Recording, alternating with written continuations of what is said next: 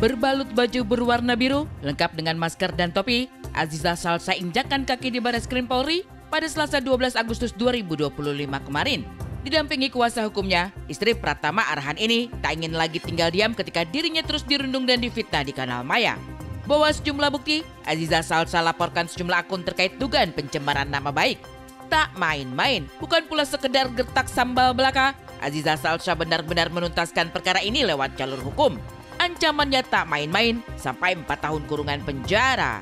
Kami sudah membuat laporan atas pelaporan kepada akun TikTok dan admin YouTube yang melakukan fitnah kepada Aziza. Dan hari ini alhamdulillah sudah berjalan lancar dan semuanya mungkin ada pertanyaan langsung aja. Yang dilaporkan itu ada 2 akun TikTok. Akun TikTok itu ibarat Brad Pitt sama satu lagi Nice Guy Mo. Apa? Akun YouTube Nice Guy Mo. Nice Guy Mo. Ya, yang dimana di situ di akun itu ada namanya Muhammad Jannah dan satu lagi Resbob ya. Pasalnya kita sudah lihat di sini, bisa dilihat. Pasal 27 ayat A, Junto, pasal 45 ayat 4, terus Junto pasal KUHP 310 dan 311. Ancaman hukumannya 4 tahun penjara. Setahun belakangan terus diterpa kabar tak sedap, termasuk soal naik turun hubungannya dengan sang suami Pratama Arhan. Aziza Salsa benar-benar dibuat geram karena ulah sebuah konten. Dalam video yang tersebar di kanal maya, sejumlah konten kreator dinilai terlalu berlebihan, sampai melecehkan juga merendahkan harkat dan martabatnya sebagai perempuan, sekaligus seorang istri.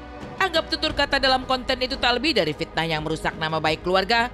Aziza Salsa ingin ada efek jera.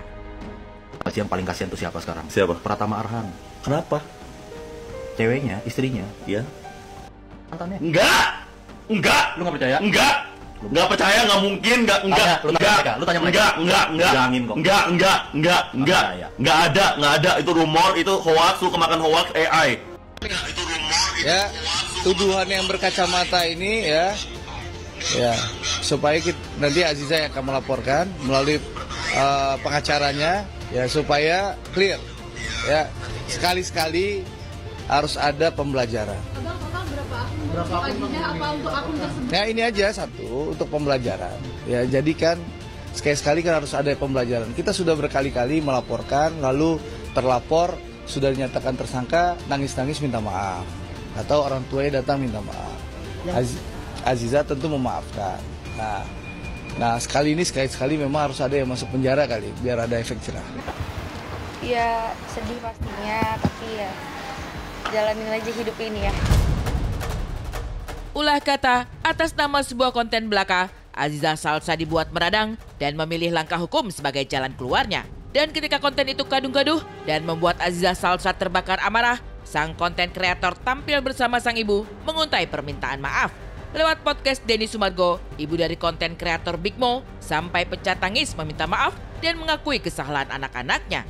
Lantas, akankah jerit hati seorang ibu meminta agar anaknya diampuni, meluluhkan Aziza Salsa? Saya bersalah, saya akui itu semua salah saya. Itu semua salah saya mohon maaf Pak Andri Rosadi. Itu semua kesalahan saya karena anak-anak saya. Kurangnya didikan seorang ibu.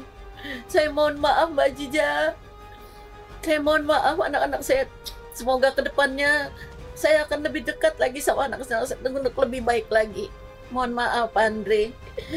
Mohon dimaafkan anak saya. Kalau saya diizinkan bertemu Bapak, mohon saya diizinkan bertemu untuk meminta maaf. Itu aja.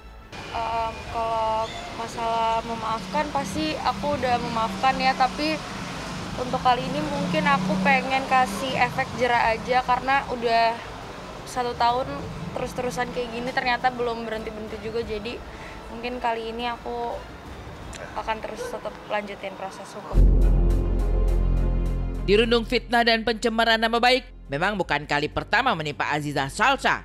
Sempat menuai riuh sebelumnya, Aziza Salsa akhirnya memberi maaf ketika pelaku tampil dan mengungkap penyesalan mereka. Tapi adakah dengan kasus yang sekarang, kejadian serupa akan terulang kembali? Ataukah Aziza Salsa kekeh untuk membawa perkara ini ke ranah hukum dan menutup pintu damai? Kita tegaskan, mungkin dari Aziza sudah sampai ke saya, mungkin dia nggak banyak ngomong. Di sini kita mulai pelajaran dari kemarin itu kita sudah melakukan pelaporan karena Aziza sudah baik hati untuk memaafkan akun-akun yang sebelumnya. Pada saat ini mungkin kita kasih efek jera, mungkin ini tidak ada permohonan maaf. Karena ini sudah kelewatan, sudah menyinggung hati keluarga dari Aziza.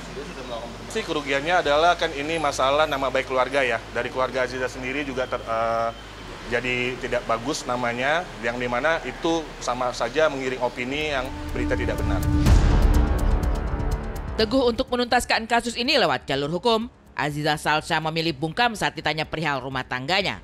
Meminta agar fokus dengan proses hukum yang sedang berjalan. Aziza Salsa juga bergeming ketika ditanya soal potret main pedal bersama mantan yang bikin geger peselancar dunia maya.